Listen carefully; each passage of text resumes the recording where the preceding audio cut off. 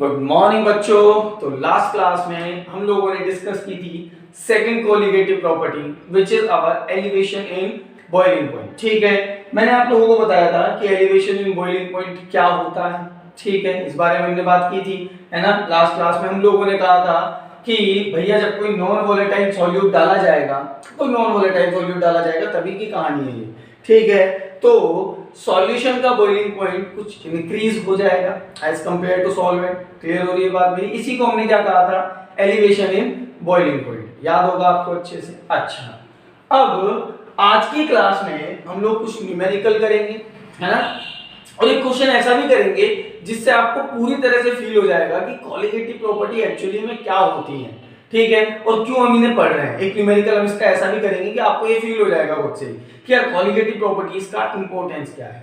ठीक है, तो शुरू करते हैं। उससे पहले मैं क्विक रिकैप दे दूं आपको कि लास्ट क्लास में हमने देखा था, ध्यान से देखेंगे। लास्ट क्लास में हम लोगों ने देखा था कि भैया जो भी एलिवेशन इन बॉइलिंग पॉइंट होगा, जिसको हम लिख रहे थे डेल्टा टीबी से, ठीक है, डायरेक्टली प्रोपोर्शनल होगा मोलैलिटी के।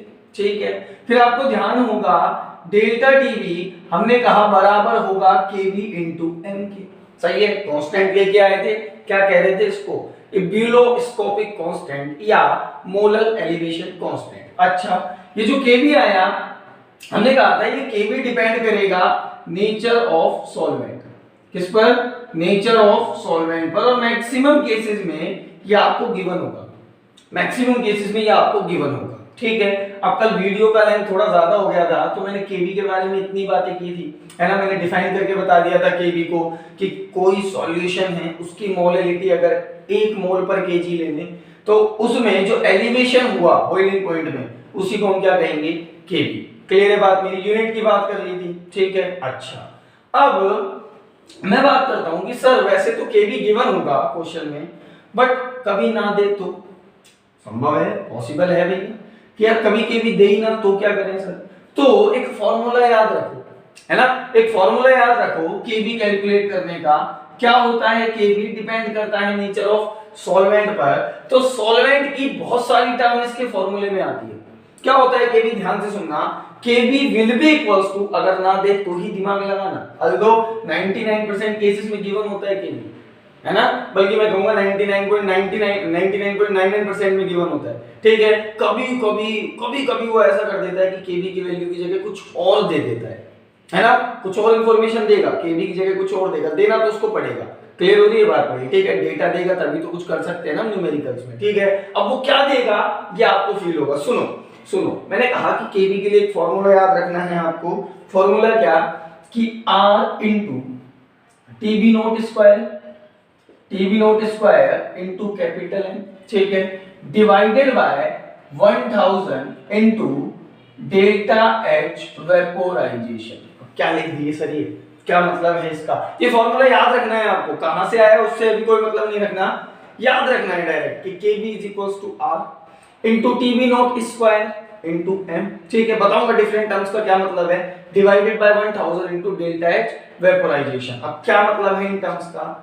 R है यहाँ पर गैस कांस्टेंट, पढ़ा है आपने, बचपन से पढ़ते आ रहे हैं सर इसको। तो क्या है ये? Gas constant. तो वैल्यू भी पता होगी आपको इसकी वैल्यू होती है 8.314 जूल पर मोल केल्विन। ठीक है, ये तो जूल में है ना। कभी कभी कैलोरी वाली भी काम में लेनी पड़ जाएगी, कैलोरी वाली। एनर्जी वाला देखो, गैस कांस्टेंट दो तरह से निकाला जाता है, in the terms of energy, in the terms of pressure. ठीक है, हम किसकी बात करेंगे यहाँ पे? एनर्जी वाले की। तो एक तो ये हो गया 8.314, एक होता है 2 कैलोरी पर मोल केल्विन। ठीक है, अब ये कैलोरी कब काम में लेना, जूल कब काम में लेना, अभी समझ में आएगा। दो वैल्यूज याद रख लेंगे आप इसकी। ठीक है, फिर मैं बात करूं यहाँ पे टीबी नॉट स्क्वायर की। ये टीबी नॉट क्या है तो पढ़ा है हमने। क्या है टीबी नॉट बता सकते हैं आप लोग? Boiling point of pure solvent. अरे पढ़ा था कि नहीं? बॉइलिंग पॉइंट होता है ना प्योर सॉल्वेंट का। क्लियर हो रही है बात मेरी? ठीक है, एम क्या है सर? एम है molar mass of the solvent. M क्या है? Molar mass of solvent. Clear हो रही है बात मेरी? ठीक है, फिर मैं बात करूं डेल्टा एच वेपोराइजेशन की। डेल्टा एच वेपोराइजेशन की तो इसे हम कहते हैं एंथैल्पी, इसे हम कहते हैं, very important, enthalpy of vaporisation. क्या कहा मैंने इसको? Enthalpy of vaporisation. क्या होती है एंथैल्पी ऑफ वेपोराइजेशन? कि मेरे पास कोई सब्सटेंस का 1 मोल है। कितना मोल है? 1 मोल। तो उस 1 मोल सब्सटेंस को मुझे वेपर में कन्वर्ट करना है, बॉइल करना है, तो मुझे कुछ हीट देनी पड़ेगी, हाँ या ना? अरे भाई 1 मोल मेरे पास कोई सब्सटेंस है, जस्ट इमेजिन कि मेरे पास 18 ग्राम वाटर है, या कह दूं 1 मोल ऑफ वाटर है, तो मुझे इसको अगर वेपोराइज करना है तो मुझे इसको कुछ हीट देनी पड़ेगी। क्लियर हो रही है बात मेरी? जितनी हीट मैं दूंगा उसे हम क्या कहेंगे? Enthalpy of vaporisation. कितने सब्सटेंस के लिए? 1 मोल सब्सटेंस के लिए। एंथैल्पी ऑफ वेपोराइजेशन कितने सब्सटेंस के लिए डिफाइन होती है? 1 मोल ऑफ सब्सटेंस। कितने सब्सटेंस के लिए? 1 मोल ऑफ सब्सटेंस। कुछ बात समझ में आ रही है? अरे भाई एक बात बहुत सीधी सी है, जितना ज्यादा ये सब्सटेंस होगा उतनी ज्यादा आपको एनर्जी देनी पड़ेगी। इसको बॉईल करने के लिए 100 ग्राम दूध उबालो, 1 लीटर दूध उबालो, 5 लीटर दूध उबालो, कौन सा जल्दी उबलेगा? है 100 ml वाला ना, ग्राम बोला मैंने, ml में लेंगे दूध को, 100 ml वाला ना। क्लियर हो रही है बात मेरी?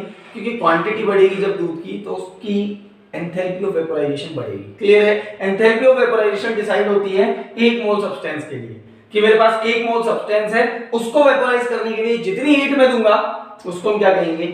Enthalpy of vaporisation. अब सुनो ध्यान से, यहां एनर्जी ली, एनर्जी होती है ना, ये भी heat is a form of energy.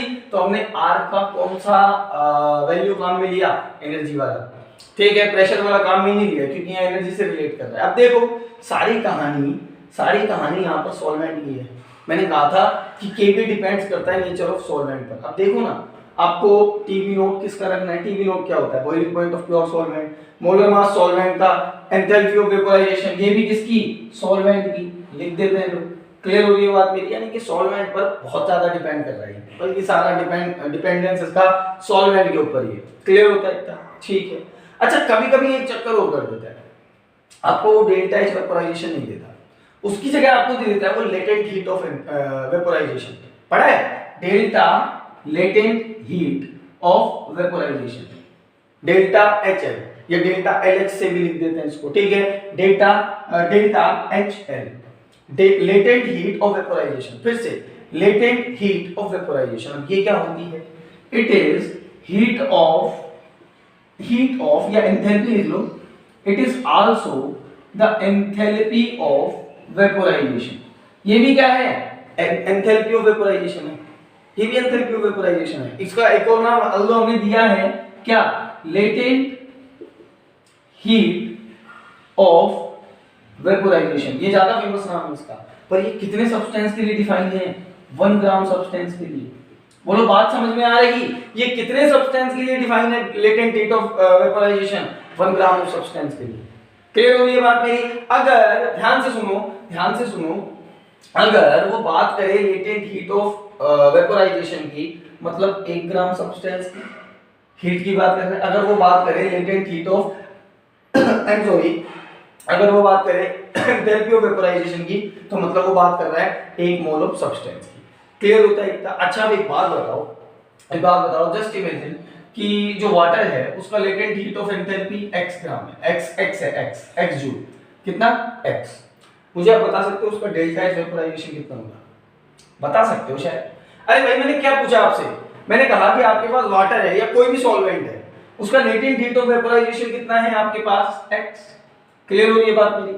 मैं आपसे पूछ रहा हूं, क्या आप उसका एंथैल्पी ऑफ वेपोराइजेशन बता सकते हो? बिल्कुल बता सकते हो सर। मल्टीप्लाई कर दो किससे? 18 से। This will becomes as it's delta H vaporisation. कैसे? 1 ग्राम सब्सटेंस के लिए डिफाइन होता है latent heat of vaporisation. Clear होती है बात मेरी? मुझे निकालना क्या था? Enthalpy of vaporisation. ये 1 मोल सब्सटेंस की होती है। वाटर के 1 मोल में कितने ग्राम होते हैं? 18 ग्राम। तो 1 ग्राम के लिए x, तो 18 ग्राम के लिए 18 into x। क्लियर होती है बात इतनी? ठीक है, शायद आपको समझ में आ गया होगा। यानी कि सर डेल्टा एच वेपोराइजेशन का एक फॉर्मूला और बनता है यहां से। डेल्टा एच वेपोराइजेशन का एक फॉर्मूला और बनता है क्या?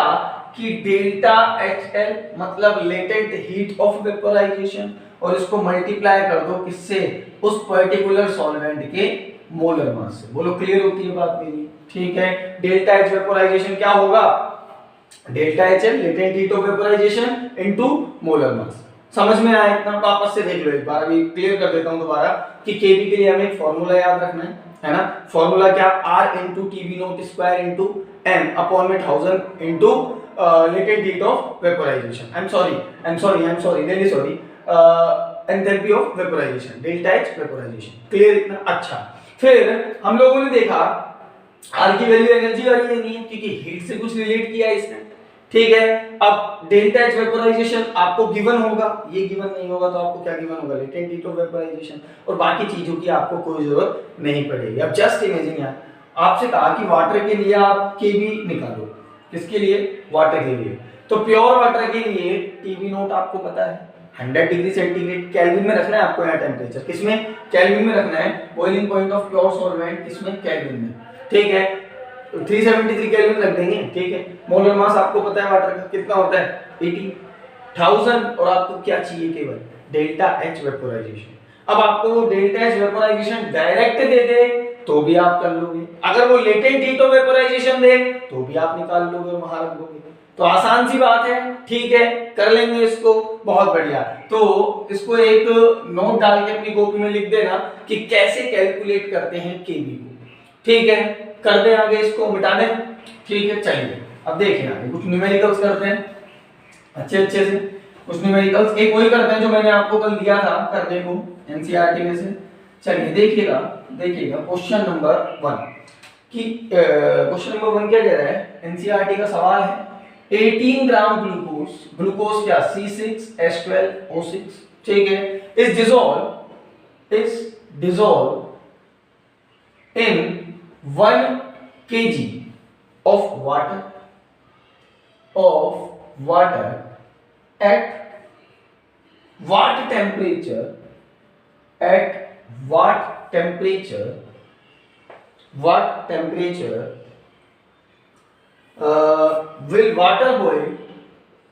will water boil at 1.013 bar pressure, और कह रहा है Kb for water is equals to 0.052 Kelvin, I'm sorry 0.52 Kelvin kilogram पर मोल, ठीक है। आपको क्वेश्चन दिया है, कर लिया होगा शायद सबने ये सवाल, है ना? बहुत ही हलवा सवाल है। क्या क्वेश्चन कह रहा है? 18 ग्राम ग्लूकोज है, 1 kg वाटर में डिसॉल्व किया, ठीक है। क्या कह रहा है? टेम्परेचर बताओ जिस पर वाटर बॉईल करेगा, और प्रेशर दे रहा है आपको 1.013 बार। अच्छा, पहले तो बात ये कि आपसे पूछा क्या है? आपसे शायद सॉल्यूशन का बॉइलिंग पॉइंट पूछा है। देखो ना जरा क्या कह रहा है कि जब 18 ग्राम ग्लूकोज आप जानते हो कैसा सॉल्यूट होता है? नॉन वोलेटाइल, बताया था मैंने आपको। अरे भाई नॉन वोलेटाइल होता है कि नहीं होता? सर बिल्कुल होता है, हम जानते हैं इस बात को बहुत अच्छे से कि glucose is a non volatile solute या सॉलिड सॉल्यूट। तो ये कह रहा है कि 1 kg वाटर है, उस 1 kg वाटर में आपने नॉन वोलेटाइल सॉल्यूट मिलाया है, ठीक है। उसका आपको बॉइलिंग पॉइंट आइडेंटिफाई करना है, बताना है, कैलकुलेट करना है। तो कर सकते हैं क्या? सर बिल्कुल कर सकते हैं। कैसे करोगे? सुनो, एक ही फॉर्मूला पढ़ा आपने, क्या? Delta TB will be equals to क्या? KB into M. बोलो हाँ कि ना? बिल्कुल सर। अच्छा, डेल्टा टीबी क्या होता था? सर डेल्टा टीबी होता था टीबी माइनस टीबी नो। बोलो मैं सही हूं? अरे यही तो होता था ना, टीबी माइनस टीबी नो, ठीक है। Will be equals to KB into M. लिख सकते हैं ऐसा? बिल्कुल लिख सकते हैं। अच्छा, आपके पास केबी है? सर है, दिया हुआ है ना? कितना दिया हुआ है? 0.52। अच्छा, आपके पास मोलेलिटी है क्या इस सॉल्यूशन की? मोलेलिटी निकाल लेंगे। कैसे निकालोगे मोलेलिटी? सर मोलेलिटी निकालना बहुत आसान है, number of moles of solute divided by mass of solvent. Clear है? अच्छा, सॉल्वेंट का मास तो कितना दिया हुआ है? 1 kg। Number of moles of solute नहीं दिए, पर मास तो दिया है, given mass upon molar mass. कैसे निकालोगे? गिवन मास अपॉन में मोलर मास। कितना होता है मोलर मास ग्लूकोज का? अरे याद रखो डायरेक्ट 180 ग्राम पर मोल, डायरेक्ट याद रखो, टाइम खराब मत करना इसको कैलकुलेट करने में, ठीक है। तो molality will be equals to 0.1 m।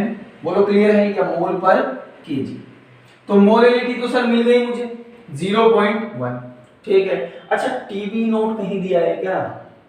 देखो जरा, इसने कहा है टीबी नोट होता क्या है कि boiling point of pure solvent, TB note क्या होता है? Boiling point of pure solvent. Given है क्या कहीं? सर मुझे तो कहीं नजर नहीं आ रहा। सर इधर देखो एक इंफॉर्मेशन दी है कि एट 1.013 बार, यानी कि कितना प्रेशर एटीएम में लिखें तो 1 एटीएम। आपने बचपन में पढ़ा था कि 1 एटीएम प्रेशर पर बॉइलिंग पॉइंट ऑफ वाटर कितना होता? बॉइलिंग पॉइंट ऑफ वाटर कितना होता है भाई? 100 डिग्री सेंटीग्रेड, और यू कैन से 373.15 केल्विन। अप्रोक्सीमेट आप इसको 373 ले सकते हो। क्लियर हो गई बात मेरी? ये कब होता है? जब प्रेशर कितना हो? 1 एटीएम, और यू कैन से 1.013 बार, तभी होगा ये, वरना नहीं होगा। अगर 3 एटीएम प्रेशर हो, 5 एटीएम प्रेशर हो, प्रेशर जो लग रहा है तो बॉइलिंग पॉइंट चेंज होगा। ध्यान रखना इस बात को, ठीक है? चलो उसमें नहीं फंसते। तो कितना प्रेशर हो गया, कितना बॉइलिंग पॉइंट हो गया प्योर वाटर का? 373.15। तो आपके पास ये भी आ गया, ठीक है? टेम्परेचर केल्विन में रखना। अच्छा, TB minus 373.15 is equals to 0.52 into 0.1। कर लेंगे इसको सॉल्व खुद से, पक्का? मैं कर देता हूं फिर भी।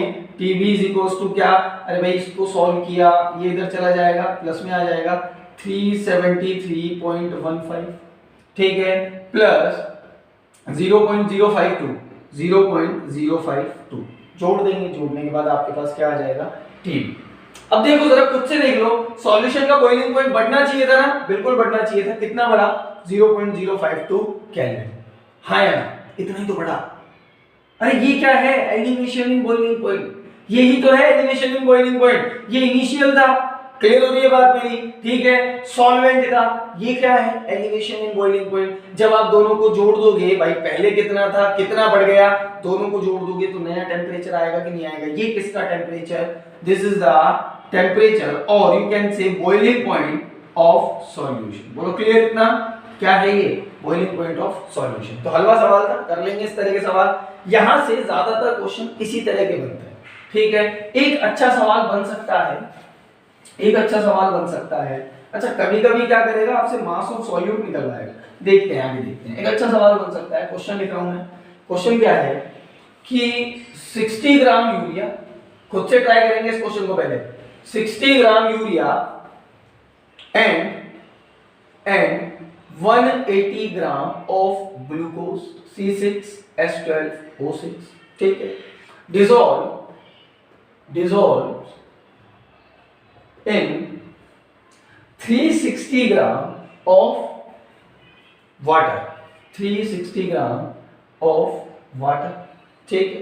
अच्छा, क्या कह रहा है कि find boiling point of solution, find boiling point of solution, और कह रहा है आपसे कि बॉइलिंग पॉइंट ऑफ वाटर कितना है? Boiling point of water is equals to 100 degree centigrade, और साथ में कह रहा है वाटर के लिए केबी, अभी लिखा था थोड़ी देर पहले, 0.52 केल्विन किलोग्राम पर मोल, ठीक है? ये इंफॉर्मेशन आपको गिवन है। सर कैसे करें इसको? चलो कोशिश शुरू तो करते हैं, खुद से ट्राई करो पहले। 3-4 मिनट दो, 5 मिनट दो सवाल को, है ना? अगर आपको कोलिगेटिव प्रॉपर्टी का मतलब समझ में आया ना, तो आपके लिए हलवा है। बिल्कुल आसान सवाल है, अगर आपको कोलिगेटिव प्रॉपर्टी का मतलब समझ में आया, ठीक है? क्या होती है कोलिगेटिव प्रॉपर्टी? सर वो प्रॉपर्टीज जो नंबर ऑफ सॉल्यूट पार्टिकल पर डिपेंड करें, उन्हें कोई मतलब नहीं है कि सॉल्यूट कौन सा है। फिर से, उन्हें कोई मतलब नहीं है कि सॉल्यूट कौन सा है। यहाँ कितने सॉल्यूट हैं? एक है यूरिया, एक है ग्लूकोज। इसको मतलब नहीं है, इसको किससे मतलब है कि सॉल्यूट के टोटल मोल्स कितने हैं, पार्टिकल्स कितने हैं। कुछ बात समझ में आ रही? ठीक है, मैं इसी सवाल की कह रहा था कि यहां से आपको फील होगा एक्चुअली में कि कोलिगेटिव प्रॉपर्टी क्या है। अब खुद से ट्राई करो एक बार इसको 2-3 मिनट, है ना? नहीं होता तो फिर आगे देखो, हो जाएगा, वैसे हो जाएगा। चलिए देखो देखो देखो, सुनो मैंने क्या कहा, 60 gram of urea and 180 gram of glucose, ठीक है? डिसॉल्व कर दी 360 ग्राम ऑफ वाटर में। क्या पूछ रहा है? सॉल्यूशन का बॉइलिंग पॉइंट। फार्मूला लिखते हैं पहले तो। फार्मूला क्या sir? TB minus TB naught will be equals to, बोलो क्या? KB into N। आपके पास KB है, बिल्कुल है सर। आपके पास TB नोट है, बिल्कुल है। आपके पास मोलैलिटी नहीं है। अब चक्कर ये पड़ रहा है कि सर यूरिया भी लिया है, ग्लूकोज भी लिया है, किसके मोल्स लिखूं? अरे भाई मोलैलिटी क्या होती? सर मोलैलिटी होती है, फिर से मोलैलिटी होती है sir number of moles of solute, है ना, number of moles of solute divided by mass of solvent. तो सॉल्वेंट का मास गिवन है आपको, आपको कोई दिक्कत उसमें नहीं है, मुझे ऐसा लगता है कि आपको उसमें कोई दिक्कत नहीं है, ठीक है। सॉल्वेंट का मास तो गिवन है। थोड़ी सी समस्या कभी कभी ये आ जाती है बच्चों के साथ कि सर सॉल्यूट के मोल में क्या रखूं, यूरिया के मोल रखूं कि ग्लूकोज के मोल रखूं? अरे भाई दोनों का जोड़ के रखो ना, उसे कोई मतलब ही नहीं है भाई। एलिवेशन इन बॉइलिंग पॉइंट को कोई मतलब ही नहीं है कि वो यूरिया है कि वो ग्लूकोज है। उसको किस बात से मतलब है कि दोनों कितने हैं। आई रिपीट, इसको किस बात से मतलब कि दोनों कितने हैं। जरा देखो यहाँ पे number of moles of urea कितने हैं सर, निकाल लेंगे। कैसे निकालोगे sir? Given mass upon molar mass 60 ग्राम गिवन है। यूरिया का फॉर्मूला क्या होता है? NH2CO NH2, जानते हो इसका मोलर मास कितना होगा? 60 ग्राम पर मोल। कितना होगा? 60 ग्राम पर मोल। तो 60 by 60 which is equals to 1। Urea के कितने मोल डाले हैं आपने? एक। ग्लूकोज के कितने मोल डाले हैं आपने? सर निकाल लेते हैं। Sir number of moles of glucose C6H12O6 will be equals to given mass upon में मोलर मास। कितना होता है? 180। ठीक है, कितने मोल्स डाले आपने? इसके भी 1। अब एलिवेशन इन बॉइलिंग पॉइंट, इसको कोई मतलब नहीं कि किसके मोल्स हैं, ग्लूकोज के यूरिया के, ना। इसको किससे मतलब है कि कितने मोल्स हैं। क्लियर? इसको किससे मतलब है कि कितने मोल्स हैं। क्लियर हो रही है बात मेरी? चलो तो देखते हैं। TB minus TB not will be equals to क्या? KB कितना है? 0.52 इनटू, अब मोलिलिटी में number of moles of solute, solute AB। मैंने फिर से कह रहा हूं कि इसको मतलब नहीं है कि कौन सॉल्यूट है, कितने मोल्स है सॉल्यूट के टोटल 2। तो मल्टीप्लाई बाय 2 डिवाइडेड बाय, इसमें दे रखा है आपका ग्राम में 360 ग्राम, तो मल्टीप्लाई कर देना इसको 1000 से। ऐसे निकालते हो ना मोलिलिटी। अरे जब ये किसमें गिवन हो? ग्राम में, तो मल्टीप्लाई करते हो ना 1000 से, तो 1000 से मैंने इसको मल्टीप्लाई कर दिया। तो आसान सवाल है। TB नोट की वैल्यू रख दो। TB माइनस TB नोट कितना? 100 degree centigrade. I repeat, temperature लेना केल्विन में, है ना, गलती कर दोगे वरना। टेम्परेचर कितना? 373.15। ठीक है, will be equals to 0.5 into 2 by 360 into 1000। बोलो क्लियर? यहां से आप सॉल्यूशन का बॉइलिंग पॉइंट कैलकुलेट कर सकते हैं। ठीक है, अब यहां एक बात समझने की थी कि कोलिगेटिव प्रॉपर्टी का मतलब क्या है, कि वो number of moles of solute पर डिपेंड करेगी। किसके हैं इससे उसको कोई लेना देना नहीं है। क्लियर हो रही है बात नहीं? अगर ये सॉल्यूट के नेचर पर भी डिपेंड करती ना बेटा, तो इससे कुछ अलग इफेक्ट पड़ता, इससे कुछ अलग इफेक्ट पड़ता। बात समझ में आ रही? दोनों के एक एक मोल लिए हैं मैंने, ध्यान से देखो, दोनों के एक एक मोल लिए हैं मैंने। इसको कोई फर्क नहीं पड़ता कि किसके लिए आपने, इसको इसी बात से फर्क पड़ता है कि एक एक मोल लिए आपने। क्लियर हो रही है बात मेरी? ठीक है, मतलब ऐसा कुछ नहीं है कि यूरिया के केस में कुछ ज्यादा बॉइलिंग पॉइंट बढ़ जाएगा, ग्लूकोज के केस में कोई ज्यादा बॉइलिंग पॉइंट बढ़ जाएगा। बात समझ में आ रही है? इसको इससे कोई मतलब नहीं है कि नेचर क्या है इनका, इसको केवल इससे मतलब है कि कितने पार्टिकल्स आपने डाले हैं। और ऐसी प्रॉपर्टीज को ही हम क्या कहेंगे? Colligative properties. ठीक है, तो ये आपकी सेकंड कॉलिगेटिव प्रॉपर्टी थी। इसके और अच्छे सवाल हम कर सकते हैं, बट वो हम तब कर पाएंगे जब हमें वांट हाफ फैक्टर पढ़ लेंगे, जब हम लोग वांट हाफ फैक्टर को कंप्लीट कर लेंगे, जो कि लास्ट में है। अभी हमें दो कॉलिगेटिव प्रॉपर्टीज और पढ़नी है। ठीक है, कल की क्लास में हम डिस्कस करेंगे डिप्रेशन इन फ्रीजिंग पॉइंट, और एक और कॉलिगेटिव प्रॉपर्टी हमारी बचती है उसके बाद, विच इज ऑस्मोटिक प्रेशर। ठीक है, तो एनसीईआरटी में से इसके क्वेश्चन लगा लें आप एक बार। एक और बात कि एक बार जितना भी हमने पढ़ लिया ये चैप्टर, उसको एनसीईआरटी में से रीड कर लें। ठीक है, अच्छे से पढ़ लें उसको एनसीईआरटी में से। सबसे पहले एनसीईआरटी पढ़ा करो। क्लियर होती है बात में? ठीक है, थैंक यू।